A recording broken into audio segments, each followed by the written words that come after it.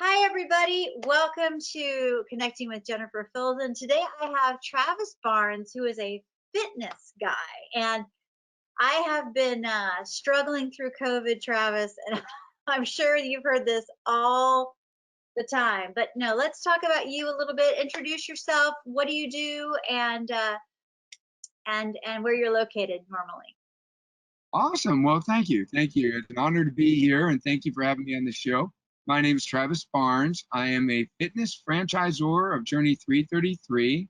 I have a couple books out. Journey Fitness is our original book about overcoming adversity and living your dreams, about starting a business after a decade of incarceration on an unemployment check while living in a FEMA trailer.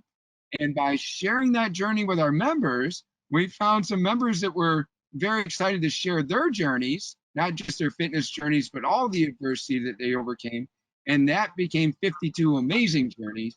And so Journey Fitness, that we once started on an unemployment check while living in a FEMA trailer, then became a fitness franchise called Journey 333. So today I'm in upstate New York.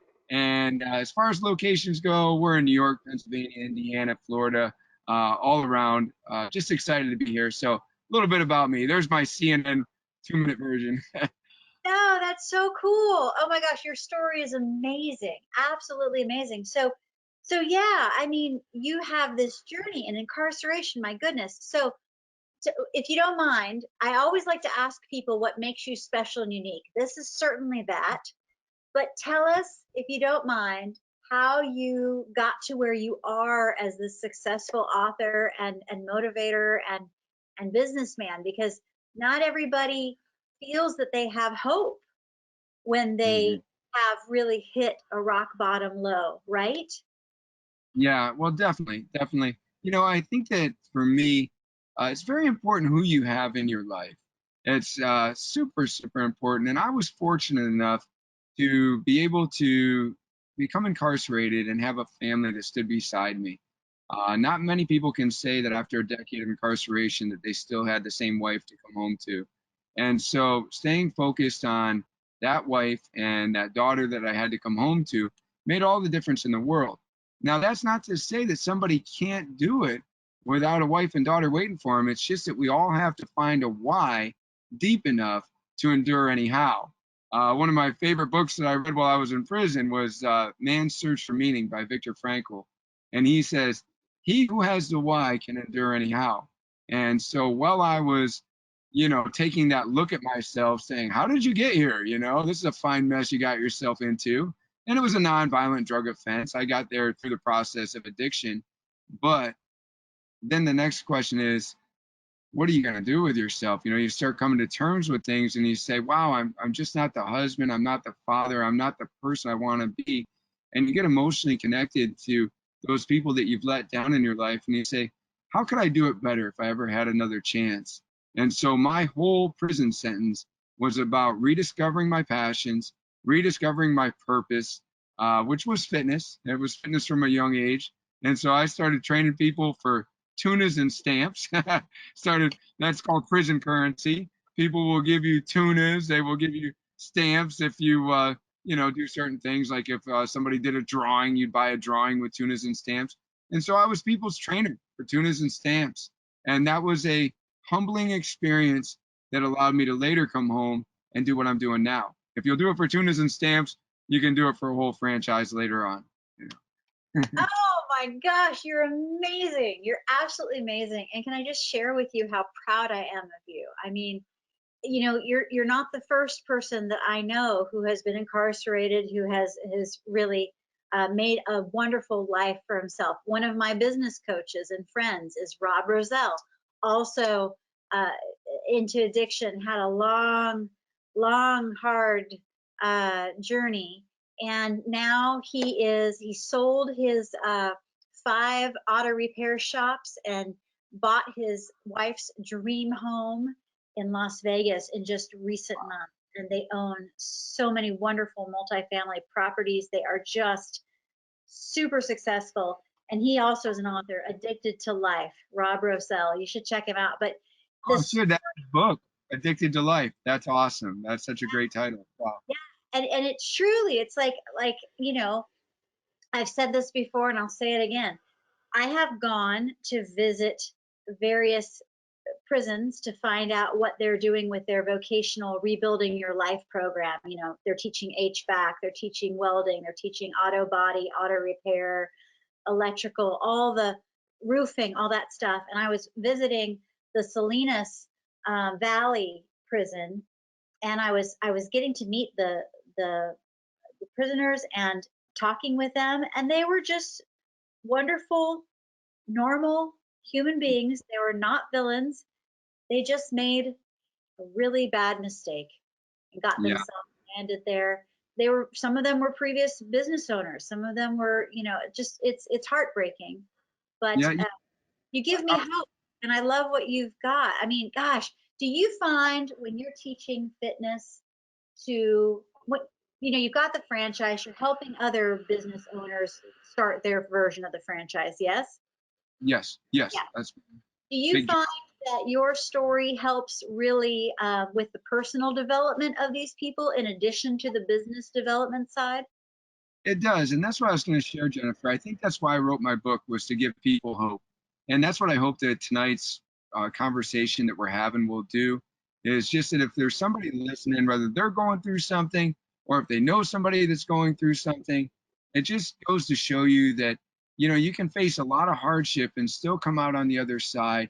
So if you're going through it, don't worry. It might be leading you to a very good place. The most difficult roads lead to beautiful destinations, and that's why I wrote my book, Journey Fitness. And I do think that it gives hope to the franchisees that we work with, because the franchisees that we work with, they're struggling with things too. Hey, if I could just say one thing that all the listeners, you and I, everybody has in common, we all struggle, right? We've all struggled at one time or another, and we'll probably struggle again, right? So if we can only be encouraged that there's strength in the struggle, and when we can get to the other side of that struggle, there's magic. There's just good things. And so we have to persevere. We have to find our why, and we just have to keep after it. Oh So my gosh, important. you are, see, you're just the perfect guest, Travis, because we talk about why. So why do you do what you do? I mean, what you could have chosen not to do this, right? Yeah, What is your why? my why. There's a couple different whys in there, because there was a why for becoming a franchise, and then there was a why for starting Journey. I learned at a very young age. I was about 5 years old when I first discovered my love for fitness. And I was growing up in a broken home. My father had left when I was 3. And so I started trying to kind of figure out, what it meant to be a man, right? What did it mean for a young boy to look up to men? And I looked up to things like Hulk Hogan and Rocky. And I learned from a young age that being fit on the outside made me feel better on the inside. I heard a quote not long ago from T.D. Jakes that said that mind, body, spirit are so closely connected. Don't let any one of them catch an illness because they're contagious to the other. And the opposite is true. If you can get physically healthy, it will help you get mentally and spiritually healthy. So at a young age, when I found this little passion that was just helping me to feel better about myself, I was already probably a trainer at age 12, because I was taking my buddies to the gym, and I was like, come on, you got to come work out with me. It feels so good.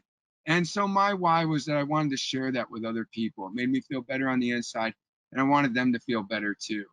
And now that we're a franchise, oh my goodness, the why has gotten bigger, because now I truly understand the benefits of fitness. And I hope that Journey 333 will have 1,000 locations someday. And with 1,000 locations, that means that just think about that: 1,000 locations, 1,000 people going through 1,000 locations. That's a million lives changed.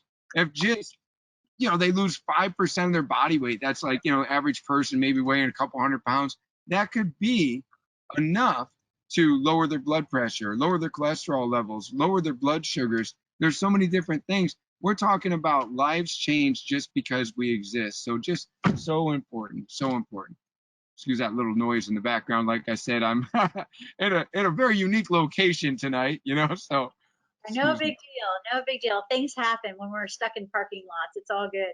But no, truly, I'm glad. And by the way, I'm glad you're not driving while doing this. I'm glad you're parked. Yeah, But no, thank you. I'm just so proud of you. Now you said it's 33, 33. What is the Three. So yeah, I'd love to share with you. If I could share with you how Journey Fitness started, and then I'll share with you the story of the franchise. It's pretty amazing. It just goes to show you that, we have to be involved. We have to take action in our own lives. But I just believe the longer I live that there is a greater plan. So for You are the, me, at least you're not driving, right? You're the passenger. right, right, right, yes, Okay, yeah, good, good, yeah. good. Let me know if this creates any issue. So all right. Oh, you want So me to just yeah. stay here? Oh, Oh, sorry. It's all good. It's all good. I apologize. It's probably a little crazy call for you. But anyway, let me tell you the story of Journey Fitness. Journey Fitness is pretty interesting. So we're living in a FEMA trailer. We've basically, gone through employment. And what happened was I came home from prison and I was opening multiple locations for another business owner. And after I started making him somewhat successful, he decided he wanted to be the face of his own business. So he let me go. So now I'm rebuilding a house after it had been flooded to the second floor, living in a FEMA trailer, and trying to figure out what I'm going to do for work. So my wife and I became traveling trainers. And while we were traveling trainers, my father says to me, "Hey, I know this lady that I go to church with, and she has a commercial space. It's about a half hour away. Would you like to come see it?" I'm like, "No, no, I don't want to go see it. It's a half hour away." And so he talked me into it. And so I'm like, well, I'll have to just tell this lady when I just show up just to appease my father. I'll have to let her know that I don't have any resources. I'm in a FEMA trailer and I just can't do it. And so I show up, she tours the place, and let me tell you, this place was crazy. She was playing all this Christian music, and she had all these quotes on the wall. And I didn't even know that you could actually be this spiritual in a place of business, because she has this salon, and that's just how she runs her salon. And adjoining is the empty space, and so she's showing me all around. And so then I tell her, "Ma'am, you have a very nice space, but I live in a FEMA trailer, so I'm not going to be able to do this, and all those kind of things." And she says, "I don't care about any of that. All I know is that God told me that you're supposed to be here." And I said, "What?" You know? So my wife and I look at each other that day and we say, "Wow, well, I guess we're starting a business here." Like, who are we to argue with God, right? And we took this opportunity, which involved a little bit of free rent to get started. It involved a high interest loan for equipment. Back then, newspaper advertising was still working. So, based on credit, we got some credit with the newspaper to run some ads. And so began Journey Fitness. And so that was kind of like my first confirmation that, I was on the right track and that there was a greater plan. And then as we grew Journey Fitness, because of well, we had an intense focus on our customers. We really just loved people and we focused on our people. And because of that, we had growth. And we quickly grew to 5 locations in 4 years. And as we did, people would say, "Boy, every location I go to, it's the same way. You should franchise." And we're like, "Oh, no, no, we couldn't possibly franchise. That just doesn't seem right." And then eventually somebody came along that we really trusted and said it again. And so we said, "Okay, we'll do it." And so then in the process of franchising, we discovered that we couldn't keep our name Journey Fitness. This goes back to your question on the threes. Okay, so here we are. We're like, "What do you mean we can't keep Journey Fitness?" I guess somebody in Hawaii had trademarked Journey Fitness. And so I had to come up with something that was different. And my hope was, well, maybe we could still keep the name Journey. We're not just fitness, we're fitness coaching and nutrition. We're a place of mind, body, spirit. We help people look better, live better, feel better. Started coming up with all these threes. And so at first I was just like Journey 3. I'm like, "Oh, that's kind of small." Like there's Fitness 110 and 212 and 360, turn your life around, right? And so I was like, and then I'm going over it with my wife. I'm like, Journey Trifecta. And she's like, sounds like a racing company. And then I'm like, Journey like 3X, like, all these journeys. And she's like, Journey 3X? It sounds like a X-rated journey. And I'm like, "Oh, yeah, yeah, yeah, that won't work." And so, so then I woke up one morning, I was thinking, Journey 333. How about that? And so then I started telling people my idea. And the first person I talked to, he was a Christian guy, and he says, "Hey, did you know that's God's phone number?" Jennifer, I said, "Listen, if I knew God had a phone number, I would have called him a long time ago and talked to him, right?" And so anyway, he says, "No, a lot of people have these different T-shirts that say Jeremiah 333, call on me and I'll answer." And so because of the 333, he said, "That's God's phone number." And I'm like, "Okay, I'm going to call my attorney. I like what you're saying. I'm picking up what you're putting down. So I call my attorney, and he says the initial search looks good. So he's Googling. So I think maybe I should Google. So I Googled the number 333, and I encourage you and your listeners to do that. And it says, you're seeing this number because you're on the right track. God wants to be a co-creator with you in the universe. It's the first thing that pops up at the top of Google. Some kind of like angelic number, just a crazy thing like that. And so then I'm like, oh, wow, this is really good. So I call the attorney back and I'm like, I'm liking the number. How are you liking it? And he's like, I think that it's different enough where we can trademark it. And I'm like, awesome. He says, I got a piece of advice for you. He said, get a main number that ends in the phone number 333. And that's when it hit me. Wow, what a confirmation. Our phone number since we opened was 607-735-0333. And Get I'm it. like, yeah, Oh, I had to go get the phone number. I mean, it was just like meant to be, like part of a plan. There's a plan for us when we tune into the universe. It's just amazing. So that's the story of Journey Fitness starting, and how some woman thought that this wonderful woman, Rosa Giamichael, thought it was meant to be that we should live there or move there with our business, and so began Journey Fitness, and then the franchise got a additional confirmation as we got started. bravo. Seriously. Oh my gosh, I'm so proud of you. My goodness. So who, we have various people that we serve in our lives. We got our family, we got our friends, we got our businesses, we got our hobbies. Who do you personally serve in your life? You know, we obviously have prioritized our members very highly, very highly. When I think about whom I doing it for, I think about my wife and daughter a lot. There's nothing I could ever do to repay my wife for enduring a decade of incarceration. In fact, we'll pop an additional guest on the show right now. Cindy, come on over and say hello. She's Oh, my daughter tonight. Come on in. Come on in, Cindy. Come on where am over. I? Oh, hey, here we go. Hi. You Here, are such a um, woman. Amazing. It's Amazing. the perfect. The lights are coming down on her right now. I have a friend that calls her Saint Cindy because she endured that decade of incarceration. So Aw. yeah. So Wow. that's Saint Cindy. Yeah. And so Uh, for Saint Cindy, there's nothing I could ever do. There were times while I was incarcerated. She specifically took a job that was based on the fact that she could have the visiting days off. That was a prerequisite. And then she would max out the allowable number of visits. Of course, being a father that didn't want to bring his daughter into a prison environment, we had to discuss this. And she said, your daughter has to know that she has a father. Guys, I was like, should she even come here? Like I kind of felt like maybe they should just write me off. I mean, this can be a long time. And she said, no, no, she has to know that she has a father. And so Cindy would make her wait until she came to visit her father to learn to tie her shoes. And she'd always find like little things, little ways that we could stay connected. She'd say, hey, draw the face for the pumpkin and we'll carve it. Or draw a treasure map at Easter and that's how we'll hide the candy. Or, half color a picture through the mail and show color the other half and you two can color together. And Cindy, we would do things. Yeah, Cindy, yes. Good for yeah. you. Saint Cindy the Genius, right? Now she got a new title. That's awesome.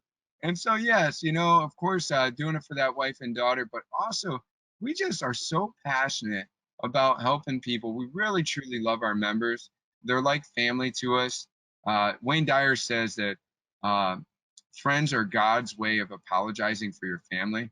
Well, I think that members are God's way of expanding my very small family. I have a very small family, and our members have been an extended family, and I just love serving them and helping them to their goals, and making them posters on our wall because they hit their long-term goal and that kind of thing. So that's what we do. Well, Cindy, I'm just, if you don't mind, I'd love to ask her a couple questions. Oh, you want to ask me questions? All right, I'll take my You're gonna have seatbelt to get off. over here, Cindy. Come on in. All right. This is all about having fun and connecting, right? Cindy, you should know this. This connecting with Jennifer Filzen thing was born out of COVID. We couldn't interact, right? And I'm a social animal. I love meeting new people.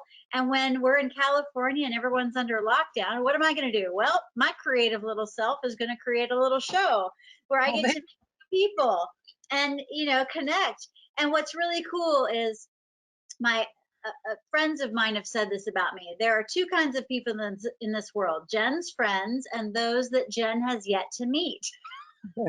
I like love that. it.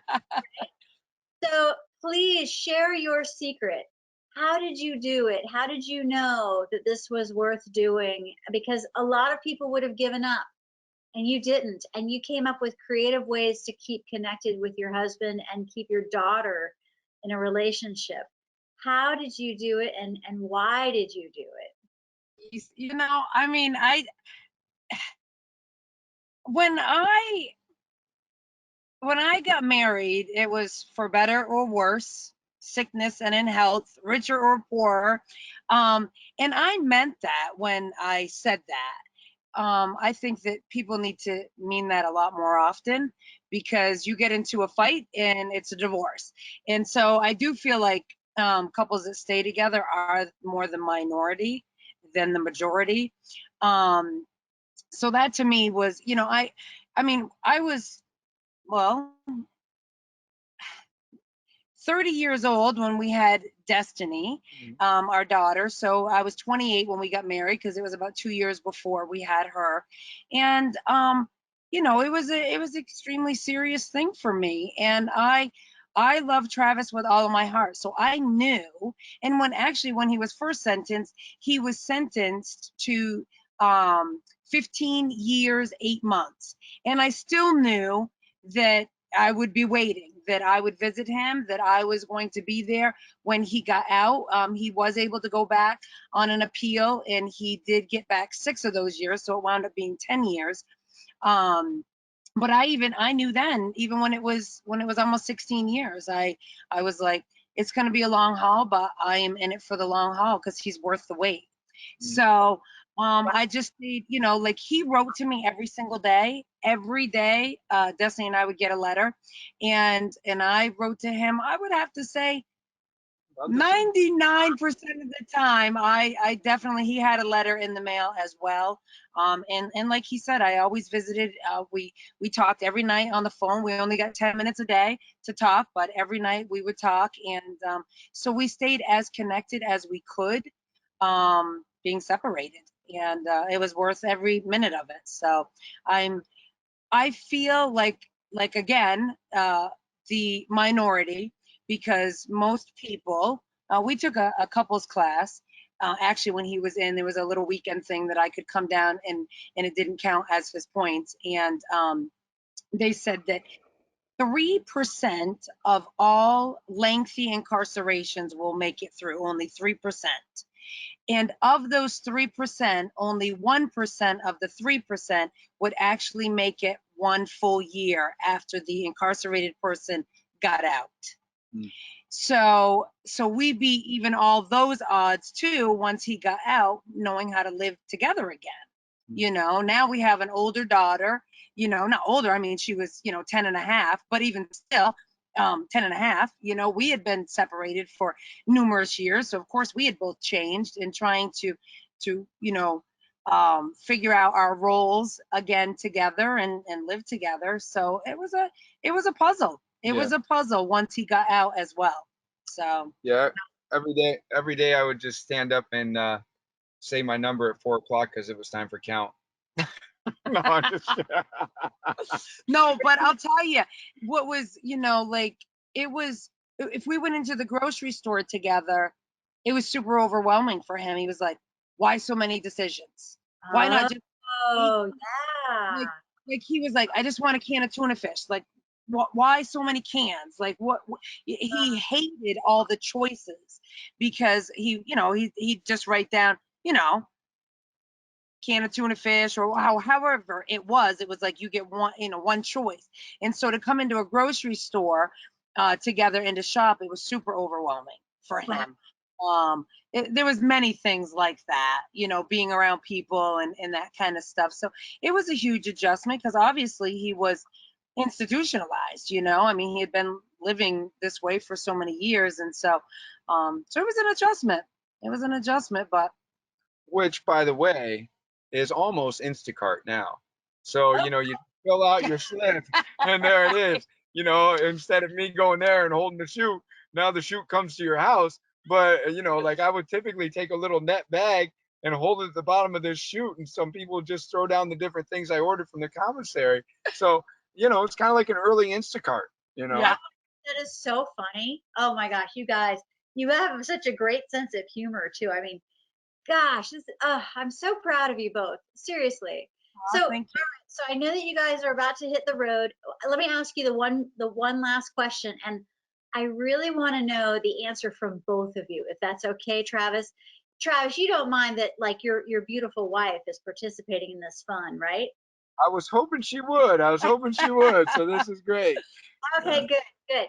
So you bring a lot to the party, guys. What advice do you have for our listeners? It can be about anything: life, business, spirituality, going for it, whatever. But and you don't have to just limit it to one, like just share some wisdom that you believe would benefit. And so let's start with Cindy and then we'll wrap it up with Travis. How's that? Yeah. Okay. So, I mean, never give up, perseverance. I, I, I, I really feel that has been a huge. My parents are still married. Now they've had, tough times. And you will be in and out of love with your job, with your husband, with your children, all that kind of stuff. But I think that if you just persevere and you never give up and don't throw in the towel, if you want something bad enough, you will get it. And it's a good feeling when you do make it through to the other side. So good. Yeah. So good. Winston Churchill, never, never give up. I had that on my wall at prison. There was a stork trying to eat a frog, and the frog's choking the stork like it's trying to survive, And, it said never give up. And so it's become a big thing in our gyms. It's painted on the wall. That's definitely a core value that we live by. For me, with the listeners, I was able to go through this time of being in a very crowded place, but also being very alone. So I had a lot of alone time, and I got to do a lot of self-discovery. And even since coming home, I've been able to continue that journey in different ways and just really stay connected to my authentic self. I've never totally removed my ego. Unfortunately, you can't have like an egoectomy. It'd be nice if you could. But Uh, I would challenge people, if I had any words of wisdom, what's taken me all these years to come to live in my authentic life, to live inspired, to live in the way that I was created to live. It really does require realizing that I'm not what other people think of me. For those that have gone through the pandemic and lost things, good news, we're not what we have. If all we are is what we have, then when we lose what we have, we lose who we are. So don't worry, you're not those things. You're not what you've accomplished. When I first came home, I was on this redemptive journey and I thought, oh, I'm the Fit Pro of the Year. Oh, I'm an Idea Leader of the Year finalist. Oh, I'm an author. I'm a presenter now. And so I would think that I was what I accomplished, but you accomplish things because of who you are, but who you are is not what you've accomplished either. And it's been important to learn that I'm not separate. I've learned that, the same spirit that lives in me lives in you, right? And we're all just connected. I've learned to see the light in other people and treat them as if that's all that I see. So for me, if I had this piece of advice, I would say discover that authentic self that's not covered up by any of those things, not any of those parts of the ego, and live in the way that inspires you. And when you feel inspired, you are in spirit, right? That's just so important. I'm a big fan of Wayne Dyer. He's been a great mentor in my life through his books and presentations. And I would say not that he definitely put the polishing touches on my journey to make me the person that I need to be today for our franchisees, for our members. And that is just a person that wants to live an authentic life and follow their passions and live their purpose. And so definitely do whatever you can to have an egoectomy. live your authentic self, live that part of yourself that gets inspired over things, and be in spirit. Oh, that's so fantastic. Okay, so share with us how we can find you guys and work out with you and get motivated by you and all that fun stuff. Awesome. Well, the two best ways, and we do present together, so you can go to travisbarnespeaks.com, and those are also going to take you to all of our social media connections. There's different things you can click on there. And then there's www.journeyfitness333.com. And of course, as a result of the pandemic, Journey Fitness now has a virtual component. So if anybody wants to train virtually with us, no matter where they are in the world, they're more than welcome to do so. And in fact, Cindy and I know that coaching is part of our purpose and our passion, so we still do it. So you might see us in a virtual workout, working out with you, so it's great. No, you never don't never say never. I know I'm not alone in gaining the COVID-19 pounds, and that's not fun. And No, we're all looking for ways. My husband and I, when we are not in the middle of COVID, we used to teach dance. But because of COVID, we don't teach dance, and it's very difficult to do partner dancing virtually. right. So we're looking forward to the days when we can get back into that. And I've taken up kayaking, and unfortunately, I had a little bit of a kayaking accident last week. I have a little bit of a black eye that fortunately my glasses are covering. the wave the wave pushed the kayak into my face. That was my fault. But hey, you know what? We're all trying to get out there and get our fitness going so we can be stronger and fitter and better and healthier in the new normal. That's Right. right. That's right. Well, hopefully we're coming to the better side of things, and we can all start dancing and re-engaging soon. Amen. So Amen. You guys are such a delight. Everybody, I hope you guys enjoyed meeting Cindy and Travis Barnes. What an inspiring duo. My goodness. You know what's fun is none of this stuff is scripted. Like I read up on you a little bit, but I don't tend to overstudy because I just am like, yeah, I'm just going to connect and we're just going to have a good time. And boy, what fun. So much love to you both. And much love to you. yeah, Thank you. and please keep in touch. I'll be sharing this with you as soon as it's produced. But boy, everybody, thank you so much for watching. I Thank hope it's you. inspiring, and you guys have a wonderful evening. Okay, bye.